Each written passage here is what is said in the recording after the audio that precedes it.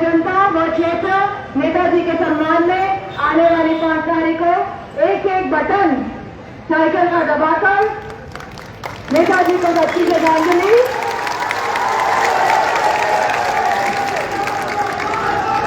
नेताजी को सच्ची श्रद्धांजलि और सम्मान देने का काम करेगा।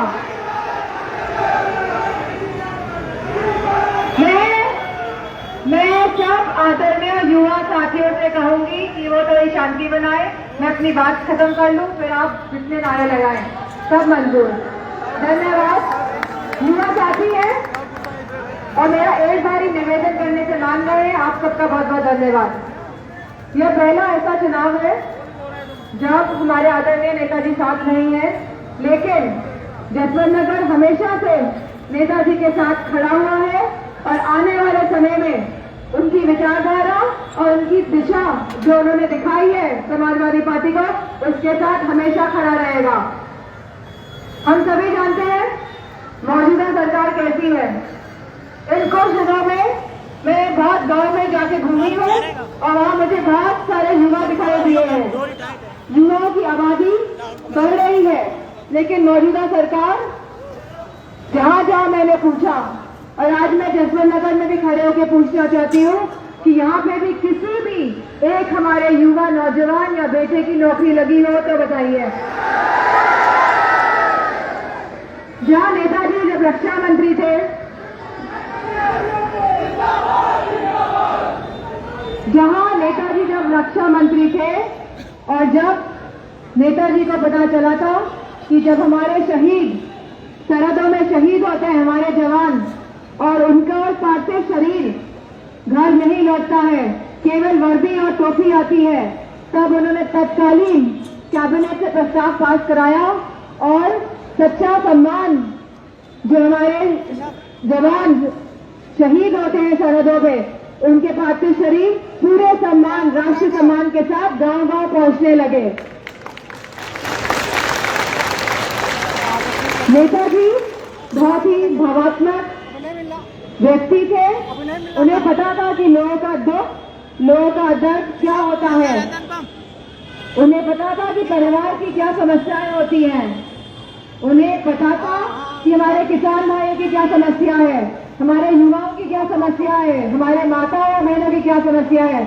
जहां उन्होंने किसानों को मुफ्त सिंचाई दी, जहां उन्होंने हमारी बेटियों को कन्या विद्याधन दिया, साइकिल दी, जहां हमारे युवाओं को रोजगार दिया, सरकारी नौकरियां दी, वहीं जहां नौकरियां नहीं मिल पाई तो बेरोजगारी भत्ता दिया, क्योंकि वो समझते हैं, वो परिवार वाले थे और उनको पूरा इस बात का ज्ञान था, समझ थी कि कैसे लोग परेशान होते हैं।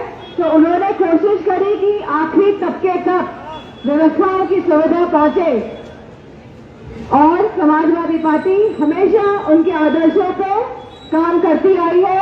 और आने वाले समय में जितने लोग आप सब यहाँ खड़े हैं, जिन्होंने हमेशा समाजवादी विचारधारा का साथ दिया है, ये आपकी और हमारी जिम्मेदारी बनती है कि प्रदेश को उन आदर्शों में कैसे आगे लेके जाना है।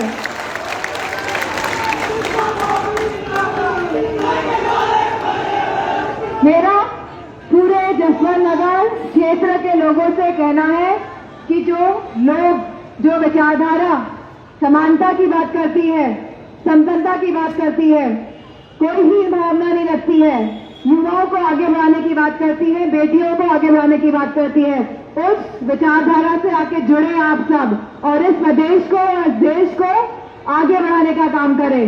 मेरा आप सबसे निवेदन है, सभी जनों से, कि जितने लोग आप यहाँ हैं, एक एक बटन साइकिल का दबा के समाजवादी पार्टी को जिताने का काम करें।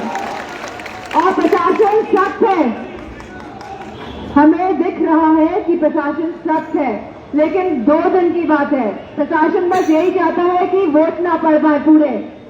तो मेरा आप सबसे अनुरोध है कि ज्यादा से ज्यादा वोट प्रतिशत बनाने का काम करें। ये आप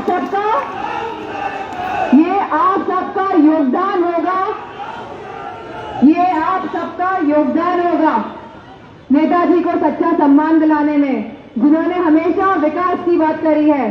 क्षेत्र का नेता जैसा होता है उस क्षेत्र की कायाकल्प हो जाती है। और नेताजी जब मैनपुरी से सांसद बन के निकले हैं और जब आप सबने उनको जो सम्मान देने का काम किया है, तो उन्होंने हमेशा इस क्षेत्र को आगे रखा है सबसे, और आगे बढ़ाने की बात करी है। वहीं हमारी नेता माता और बहनें, इस सरकार ने जहां महंगाई बढ़ाने का काम किया है, जहां हमारी माताएं बहनें रोज रसोई में महंगाई से जूझती हैं, चाहे वो सिलेंडर के दाम हो, चाहे वो कड़वे तेल के दाम हो, चाहे वो दालों के दाम हो, चाहे पेट्रोल हो, चाहे डीजल हो, चाहे रुपया गिरता हुआ जो नजर आ रहा है आज हमें, तो इस सरकार ने पूरी व्यवस्था चौपट करने का काम किया है।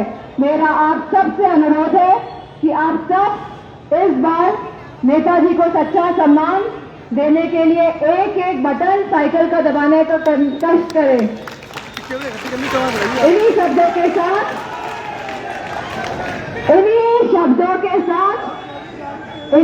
के साथ और इस भरोसे से और इस उम्मीद से कि आप हमारी विचारधारा जो समानता और संपन्नता की बात करती है, जो युवाओं की बात करती है, जो बेटियों की बात करती है, जो महंगाई की बात करती है, जो किसानों की बात करती है, जो जवानों की बात करती है, मेरा आप सबसे अनुरोध है कि एक एक वोट साइकिल का बटन दबा के इस क्षेत्र के लोग, मुझे पूरा भरोसा है, इतिहास लिखने का काम करेंगे।